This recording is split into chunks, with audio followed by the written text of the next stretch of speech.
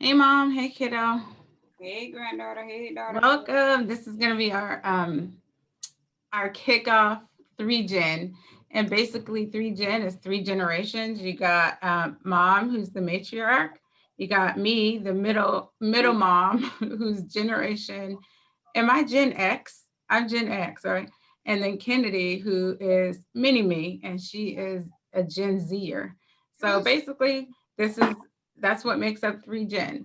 And I wanted us to be able to get together. I see him in the background. I wanted us to be able to get together and just talk about those are doing? social issues that impact the Black community and get different perspectives from the different generations. So that's what this is all about, and an opportunity to see my beautiful mom and daughter.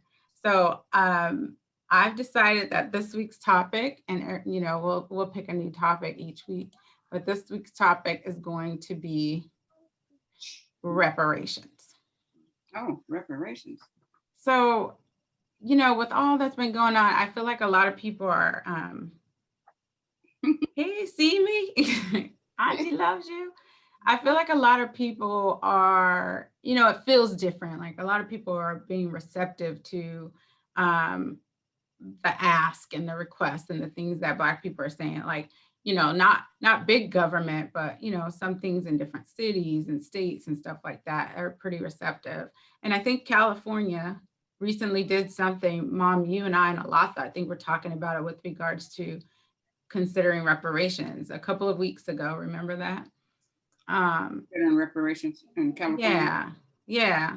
So, and another state had done it. I don't know who it was. Oh, was it North Carolina? I think. Oh, Yes. yeah. They shocked No, us. yeah, it was very, it That was was a shock. shocking. Yeah. So, what do y'all think about it in general? Reparations for slavery. Well, personally, I think uh, reparations is good. That's something that need to be done. However, I don't believe that anybody else can tell us what they're going to give us. I think we need to be the ones who say what we need, what we know we want, and that type of stuff. Mm-hmm.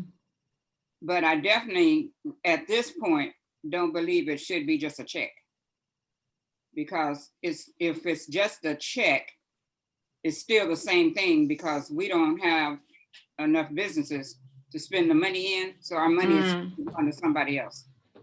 Remember Black Wall Street? Like Yeah, yeah, I yes, forgot it took the black dollar like 1 year to circulate out of that community, and now it's something stupid like less than an hour to yeah. get out of the black community, which is that's just it's Well, sad, but it's with also direct deposit, it doesn't even go to the. It's not. It doesn't even start off in the black community with direct deposit. It's already in a white person's bank. true, No, true so story. yeah. So Um, and from that point with debit cards and stuff, it would probably never end up in a black business, or if it does, mm, it's so few black businesses, I mean, maybe that debit card has to be connected to a black bank for a then. black bank. Maybe Yeah, and the direct I. deposit as well. What do you mean? Like our people's salaries go directly to a white owned bank. Mm-hmm. So and that's where, and they have the opportunity to make money off of it even before the person who worked for it probably gets to make money Mm-hmm. off of it. That's a good point. So I there's did open at One United. I opened an account finally after, me too. all this time. I've been saying do it, but I did, and I didn't do my entire direct deposit. I'll just Yeah, be honest, I didn't. of course. Yeah, But start I off. did, some of it. So it's like Yeah, it's a checking account, but it's like kind of my savings, one of yeah. my savings that goes over there or whatever Me to too. support. What do you think about it, Kennedy? Reparations. I think it's necessary. I don't necessarily think I'm gonna see reparations in my lifetime. Mm. Um, Oh, I do. I think it really depends. Well, I mean, it depends on my generation has to one vote. My generation is not voting in this election. It's It's settled sad. for Biden right now. It's some people are either settling for Biden or they're just sitting out the entire election. And that's a conversation for another time. But I think obviously there is a systemic issue. Well, what time is it for? Because we only have like a We month. get it done now. So a few months, let's have that conversation because Real quick. you know, we need to get some folks going. What we got to do? I Roll mean, up on. I'm personally voting because For you. I did hear, I heard this quote that really, this is not why I'm voting, but I heard this quote that was really powerful. And it was basically saying, if our vote, meaning the Black community's vote, if it were not so powerful, why would they try so hard Try to press it. Exactly. Exactly. That part.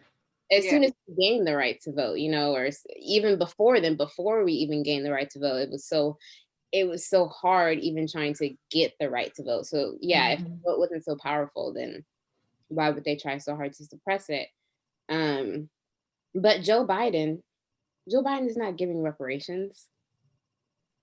The Democratic elite is not giving away reparations. I don't even see Kamala Harris giving. You hush your mouth. You say nothing about no Kamala.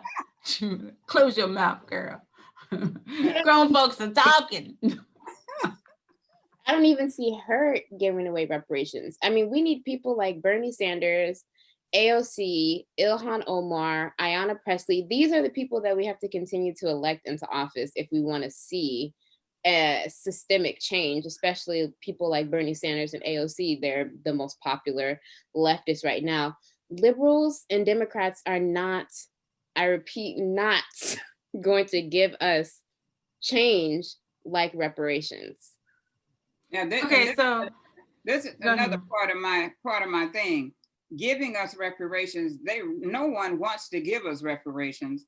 That's why we have to do stuff so we can get reparations. Even if it means we have to get our own individual reparations. You know, like I might go to a bank and say, look, what do you feel about reparations? And if they say, yeah, I'm all for it, then I'll say, can you pay off my student loans? You know what I'm saying? Or she go, no, okay, what about getting me a house? How about a car? You know, just give it to you from the bank? From whatever bank that earned money from it. You know what I'm saying? Oh, I see what you mean. Okay. Yeah, or whatever company feels that reparations should be done. What can you get for me? What can you get for this group of people? You know, I have a group of people here of 1,000 women. What can we get? This is what we want. And consider that as reparations. Can you give us free me, my children, my grandchildren, my great-grandchildren, the rest of my lineage? Can you give us all free? Or I know you can, but will you give us all free education? You know, will you be sure that you have a loan set aside so when they get ready to get them housing, that, you know, they're not going to be denied a loan, stuff like that. Of course, I haven't worked it out. I'm just be thinking, you know. Oh yeah, you didn't work that out, Mom. Like that, I haven't just come get these student loans, boy. Just come get these pay student the loans. student loan off. That ain't the only thing, no, because not just it, yeah. I ain't that easy. Ain't never been that easy. That's a story. Ain't never been that easy. I also think that what Kennedy is saying, like, you make a valid point, kiddo, where you're saying these people aren't going to give us this or give us that. And on the other hand, the boomer is like, we take it, we get what's ours. Like, what is the value of 40 acres and a mule today? If we would have gotten our 40 acres and a mule, which was promised to us. Okay, 40 acres and a jaguar is what she wants. I can't do nothing with a mule right now. Mule ain't gonna do that for you. But I mean, and it was promised to be like waterfront property, you know, along the coast, like Georgia, South Carolina, all that stuff. That's what it was supposed to be. Can you imagine where families would be if that were given to us, if we got that, you know, like the wealth gap would be could be different. Or do I need my glasses on? I look blurry. Do I look blurry? You are blurry. Yeah. How did I get blurry so like that? Oh, I just moved. Oh, it like zooms in. Okay, we'll get it together. But one thing that you said though, Kennedy, let's say, I know you're a Bernie bro, Bernie sis, whatever they call, you know, feel the burn, Uncle Bernie. Bernie Ration. Weekend at Bernie's, whatever it is. If you're watching Bernie, I love you. If you're watching Bernie, I love it. So let's say that Bernie did get elected. If Bernie supporters or like Democrats don't have the vote in the Senate, in the House, he's not going to get any of that stuff passed. Think about Obama. You know how many executive orders he had to write? You ain't gonna do no executive order for billions, trillions of dollars in reparations, but you think about all the executive orders he had to write because he could not get anything passed. Nobody would sign anything. Nobody would support it. Nobody. And then we had the famous Obamacare, trying to vote that down or whatever. What McCain was like, remember that whole thing or whatever. That's how that was able to stay as it is now. But in the past, there were things that that's why I get pissed when people say, what did Obama do for us or whatever? I don't get pissed, but I'm like, you're being foolish. You know what I mean? That Black man, you really think people were going to accept everything that he was like? They didn't even accept that he was the president. Like, Exactly. But you accept 45. So you think they're going to vote in favor of this Black man changing lives of American Black folks for the better? Even though he was a president for all, and he wasn't like a president for Black people, you know what I mean? He's a president for everyone. But and you'll be able to get access to businesses. Business loans are, just don't be stopped from doing the things we know how to do. mm-hmm. It's not like we don't qualify for home loans or business loans and stuff. It's just that we're stopped from getting those, by the people who can make the decision. Mm-hmm. Through systemic racism. Yes, again, yes. Mm-hmm. I am definitely not so naive as to think we have to wait for the government to give us things. Right. Nothing in the civil rights movement was just handed to us. Our ancestors obviously fought for that all the way from slavery up until the civil rights era, up until now with the Black Lives Matter movement. Of course, we're fighting for things that we want, and we'll have to fight for reparations. But if we look at history as a precedent, we think of JFK. When JFK was murdered and Lyndon B. Johnson had to assume the presidency, he was able to pass the Civil Rights Act through his position and his power as president. And he brought together the Republicans and the Democrats, because what Lyndon B. Johnson decided to do was, okay, basically, we're going to make it look like we're going to give all the credit to the Republicans, and we're going to make it look like the Republicans have decided to do this fantastic thing, so that this is no longer an issue that America has to face. And this was such a pivotal moment in American history during, when Lyndon B. Johnson assumed the presidency after JFK. So yes, who we elect does matter. Of course. Yeah. So that's what I'm saying. Like we need to get people like Bernie Sanders, and we need to continue to elect people like AOC into office, because it's so like you said, Grammy, it's so much deeper than just a check. I mean, right. we need money, and that's why I think that people who don't think that the police needs to be defunded, I think are ridiculous, because money needs to be taken from many police forces and put back into the community, Black Lives Matter, defund the police. Into social welfare programs, into education. I think education is probably the number one thing that needs to be funded. Yes. I was just looking at this statistic that basically, I'd have to do further research on it to prove the validity of it. But basically it was saying that SAT scores are essentially based on the family member's income or their parents' income. So the higher your parents' income is, the higher your SAT tends to be. And obviously there are exceptions to the rule, but there is a general rule there. So that's telling me, okay, what? If you come from a wealthy family, I mean, this is kind of things that we already knew though, you know, like you come from a wealthy family, you go to a good school, you network at these good schools, you're able from those good schools to get internships. From those internships, you're able to secure jobs. And from those jobs, you know, we have people coming out of like these really wealthy schools making well over 6 figures. Right, And right. we just learned that Because they go to their father, they get hired at their father's buddy's business. Yeah. Mhm. we didn't just learn this. I mean, it was just proven. You know, it was just proven with the college admissions scandal and Oh, yeah. old girl from who's married to a boy Okay. from Shameless. What's her name again? Yeah, are you talking about Aunt Becky or are you talking about the Yeah. other lady? Not Aunt Becky. Aunt Becky is from She's married to the designer guy. yeah, Okay. Massimo or something. Guy Yeah. from the show Shameless. Yeah. Yeah. Whoever He's that the is. one that played the writer lady. Remember in When They See Us? Remember the lady from When They See Us? Great part in that. They were like cancel her. Was she the was she Oh, like the detective? the district, I mean, the Yeah, the attorney. Oh, So did she she- played her. Yeah, because did it was right around that time, and it was like people really Oh, gonna I hate you know now, that. girl. What is her name? I know who Yeah. you're talking about. I can't think of her name. But Mhm. yeah, we I know think that. she used to be on Desperate Housewives. Yeah, yeah.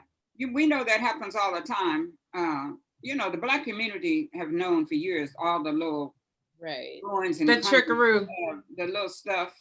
Yeah, the trickery. The trickaroo. They've been doing all that little stuff, and we've been telling people, but people haven't been believing us, you know, until we get a little something on video, and then they'd be like, no, you know, that something must have happened before the end or something, you know, that kind of mess. Mhm. But yeah, you made me think about there's a school in Riverside. Keep talking about. That's gonna bug me. I need to find out that lady's name. I'm about to Google it. Felicity, I mean, Yeah, Felicity Huffman. That's who it is. Felicity Huffman, yeah. Mhm, mhm. So I knew it was filed in there somewhere. It just took a minute for my secretary to find it. But anyway, it reminded me of the school when Martin Luther King Junior High School was built. Very nice looking school. Well, the Caucasians in the area, they had a meeting saying that they didn't want their children to go to that school because they would have to put that name on their college applications. So so that led me to know that once they put any ethnic anything on a college application or any application, Come on. the decision is already made. So they wanted to change the name of the school, Martin Luther King, to another name. So when they fill out applications from that point on, you wouldn't be assumed that you went to a good school person or come from a certain neighborhood. Or that the school was bad. It wasn't a good school because it had his name on there. The name of the school. Which brings me to the whole like Howard University and going to HBCUs. I mean, I pick Howard because you know I'm out here in the DMV area, but you know HBCUs in California. Not that I know of. I don't think so. They're all in the South and the East. But I think about that because the discrimination on like resumes and stuff when you have potential discrimination when you have that. And so one thing that I was suggesting at work at a town hall to our chairman was, why are we leaving that on there when we know people discriminate? We need to scrub those names of these universities and stuff, because if it's an HBCU, you automatically, you know, people are going to think maybe it wasn't that good of a law school or it wasn't that good of this or whatnot. And that's, you know, completely unjust, unfair. So it's not only like the individual's name that could potentially rule them out of like somebody with a high comma in their name, you know, let's just keep it real that you're about to get ruled out, you know, but you got an education, but then now it matters where I got my education, you know. So that's definitely so that's one of the things I have mentioned at work, and hopefully they'll start doing something about that. Now that I'm going back to human resources, if I can impact that in any way, I'm going to be like, scrub them. We don't need to see names. You can assign a number, you can scrub this, whatever. But I think as far as like, just to wrap the conversation up, unless you all have something else to say with regard to reparations, I know that somebody has to pay for reparations. And that's an argument that I've heard, like taxpayers are going to have to pay for this. We're footing the bill. Well, somebody got to pay for slavery. That's just the way that it's going to be. You know, you need to pay for that.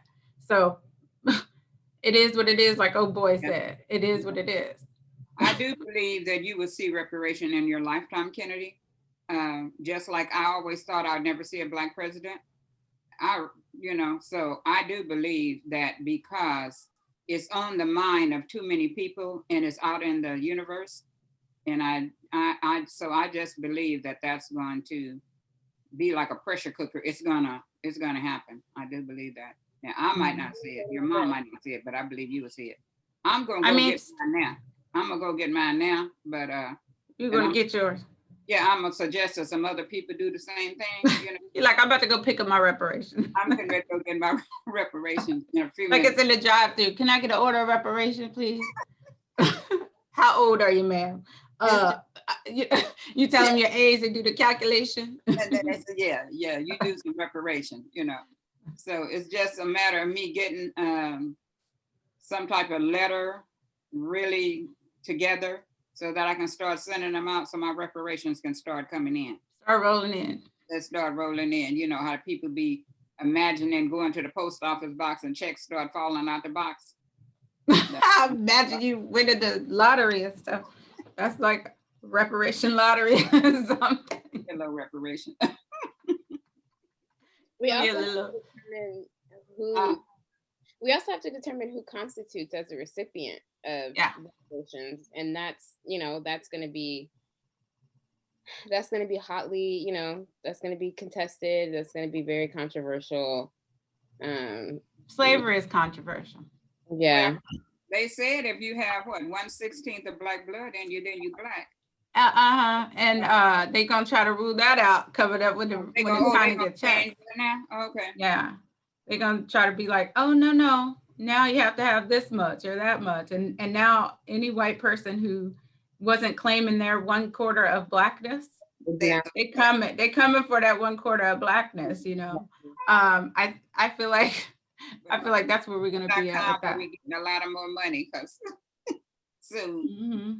How is it that every country sees their wrong, like with, Nazi Germany, they see their wrong and what they did, and they have provided and continue to provide reparations to